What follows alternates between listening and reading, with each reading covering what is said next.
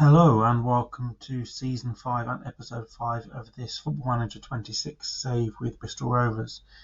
I thought I would start by bringing you a little update on how we started the season, which is fairly good. Swansea was a tough draw in the League Cup where we were defeated 4-2, and Peterborough away in the league was an early game against one of the top teams that we fell in. However, aside from that, we've drawn at home with Wrexham, we beat Walsall away in a bit of a thriller, Plymouth away, and then Sheffield Wednesday in a win that caused them to drop their first points of the season.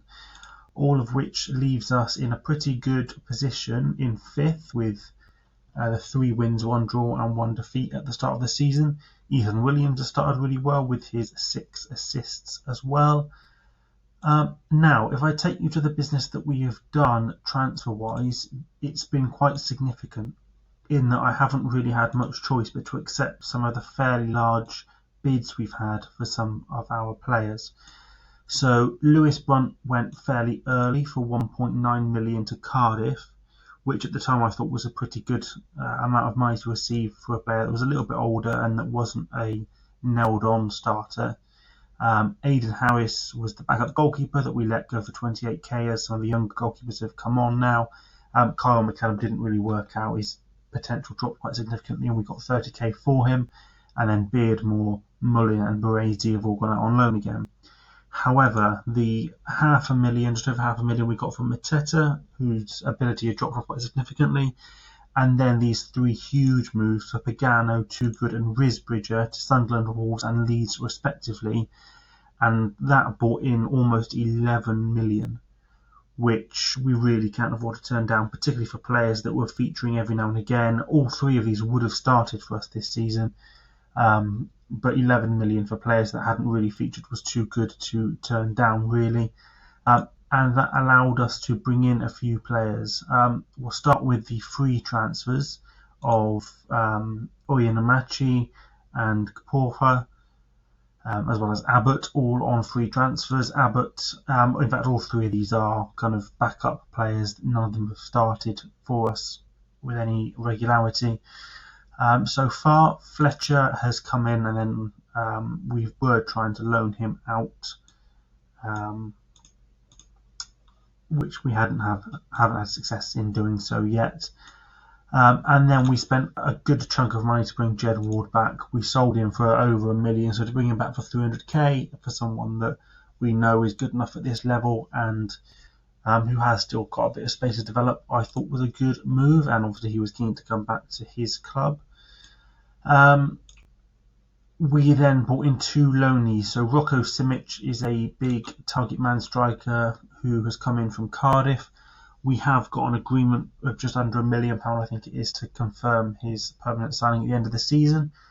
And there weren't really any other good options for permanent centre forwards. So those are the 2 positions really that we had to strengthen up front and in goal. And then Gustavo Nunez has come in on loan from Brentford. There's no plan to make this permanent, but he has started the season fairly well and is, again, someone that could improve with us throughout the season and can play across any of those front 3 positions behind the striker. That is where we are now, where we are for now then.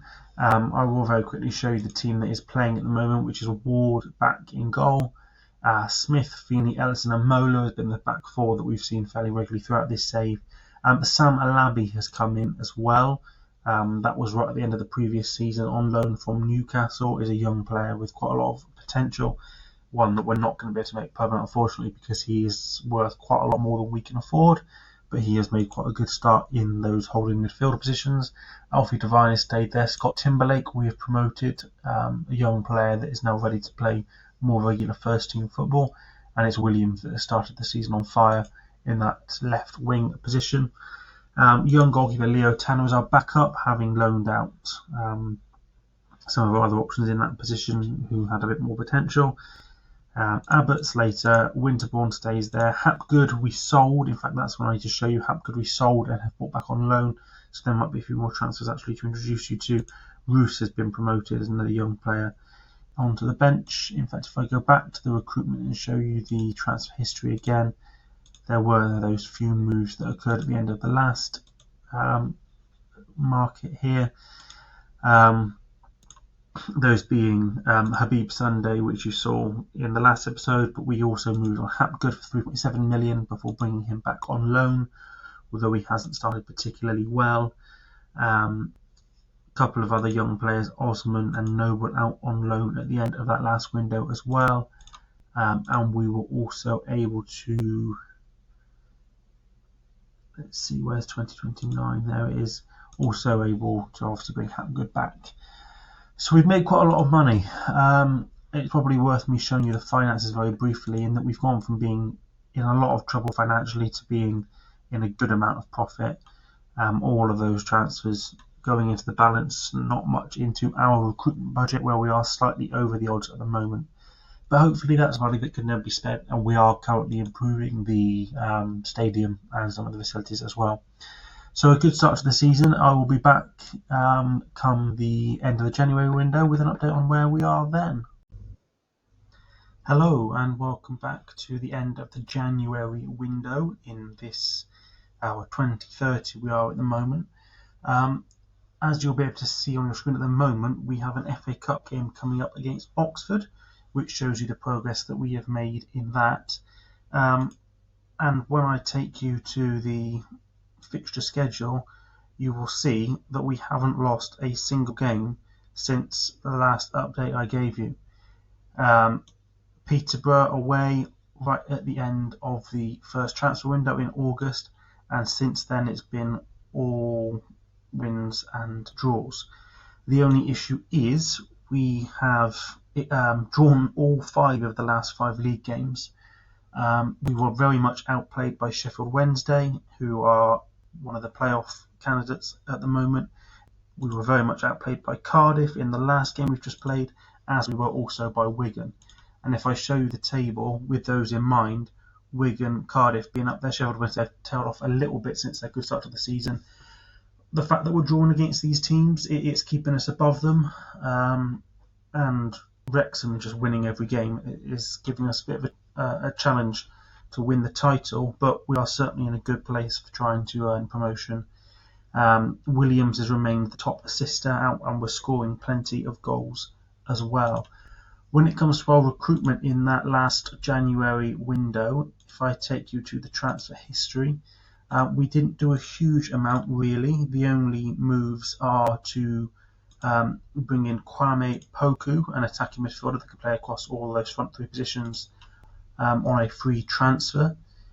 He was previously at QPR and they let him go at the end of last season. He didn't have a club, and then we brought him in just then. The other transfer you'll notice was quite a significant one as well, in that we accepted a £7 million bid for Scott Timberlake, who was someone that had featured on and off throughout the season. He certainly wasn't absolutely a guaranteed starter, and we have brought him back on loan, and so there's no change for us at that point in the season. I think you probably saw Gustavo Nunez, another attacking midfielder that plays in those roles, that came in on loan as well at the end of the last update.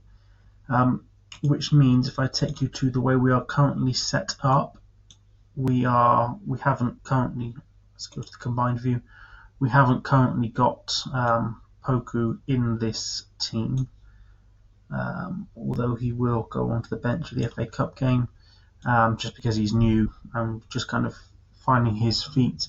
But you can see how well the team are playing. We've got some really good ratings.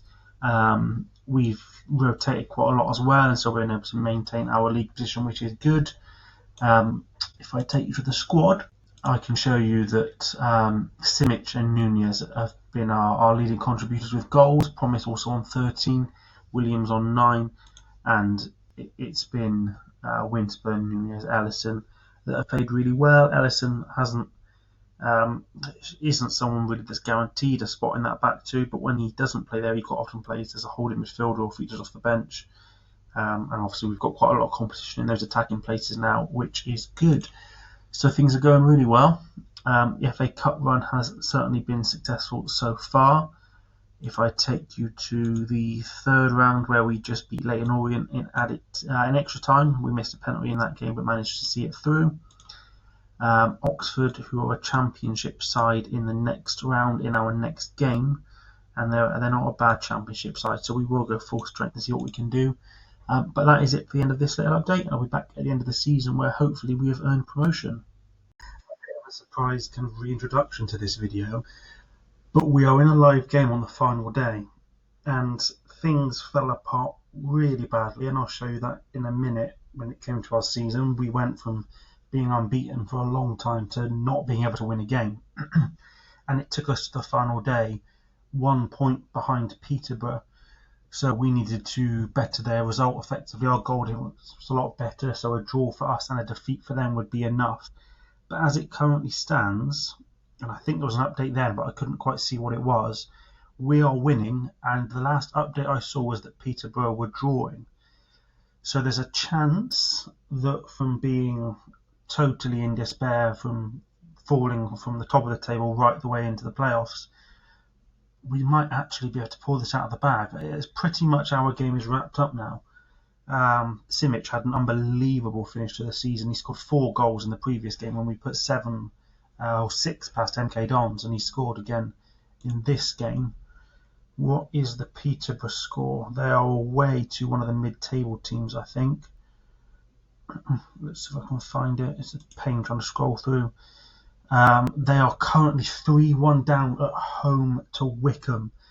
So as it stands, with 20 minutes left, we've done it. We've won promotion from. You'll see in a minute just how bad things were. I wasn't going to bring you this live game because I didn't think Peterborough would have any issues at home to Wickham, and so it wouldn't matter what our result was anyway. But as it stands, 4-2 now rather than 4-1, we are in a very commanding position. I think it's likely that we will have to make some changes. Peterborough are still 3-1 down. Let's get some fresh legs on at the end of this game. Manny's come back into the fold after he played reasonably well towards the end of the season, and we'll go Roosa on the left. But yeah, this is a bit of a shock because I was very much kind of thinking it was all over, and I'll show you. In fact, I can show you the table now. You'll see just how dramatically we fell to being, as it stands, 14 points behind Wrexham, having been pretty much level with them at the last update. But as it stands, unless Peterborough do something else, that's it. We've won promotion. As long as we see this game through now, I don't think we're going to have any issues. I will just move back to cautious for the last 4 minutes of added time. As long as we don't concede in this highlight, that is promotion secured. Let's see what's going to happen here. We were on control of the ball again, so as long as we're careful. In fact, we may even go again. Simic has scored a hat-trick. That's 7 goals in 2 games, which is a pain because we can't actually get a work permit for him for next season at the moment. So, and he wouldn't sign without one, even though we could have him as one of our non-work permit players. But a hat-trick on the final day for Simic means unless something extraordinary has happened, we have won promotion. So that is a very, very good way to end this episode. I will give you a bit of an update on how things went in terms of the stats and things from the season, and a few more bits of transfer business that we did, although there was no more transfer business from the last update. But yeah, promotion to the Championship secured. I will take you to first of all the fixture schedule, and you'll see just how badly we collapsed from being unbeaten for 30 games unbeaten. We ended up then losing 4 consecutive games. Defeat to Grimsby away in the league was poor because they were near the bottom. Then we were a little bit unlucky against Leeds, but I was really disappointed that we lost to Newcastle in the trophy semi-final. Then Wrexham beat us in the league, and we actually went the whole of March and the start of April without winning. Before then, the 4 wins in a row, that's just about been enough to take us to the Championship. That's very much going to flatter Simic when it comes to goals, because he scored 7 goals in the final 2 games of the season. but he finishes our top goal scorer with 26 goals, having gone on quite a dry spell without scoring. Nunez we're going to miss next season. He was quite a good signing near the end of that first transfer window. And Promise again was chipped in fairly handily. It ended up with Williams, the leading assist maker, although as you can see his average rating fell off quite significantly, and actually it was Simic and Nunez that finished the season really well. If I take you back to League One, Nunez ended up becoming the top assist getter. Let's take you to the individual stats, because obviously with the promotion season we are slightly higher up in some of these than we have been before. Simic was the third highest scorer with his that's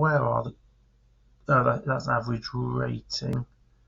We've got goals. Surely we've got goals. We've got team goals, appearances, games won, attacking, goals. So Simic was the third top scorer with 25. Nunez a bit further down. We'll have a look at Nunez. I don't know whether Brentford might be interested in letting us have him again next season. We have got quite a few players that we're going to let go at the end of this season with contracts expiring. Might rethink Promise given how useful he was off the bench. But at the moment we are obviously, Alabi goes back. Conte did improve a little bit this season, actually was a useful squad player, so he might be someone. In fact, both of these two guys we might look at. It's definitely time to let Belongo move on, but we may need to have a rethink about Heath as well as a squad player. Mane can definitely move on now, and Slater again potentially as a squad player. But you'll get those updates at the start of the next video, because for this episode that is it. We have been promoted. Championship next season, we are definitely going to have to strengthen our side a little bit to be able to compete, but that is it for today. So I hope you've enjoyed the video. Please leave a like and subscribe to see more, and I will see you in the next one.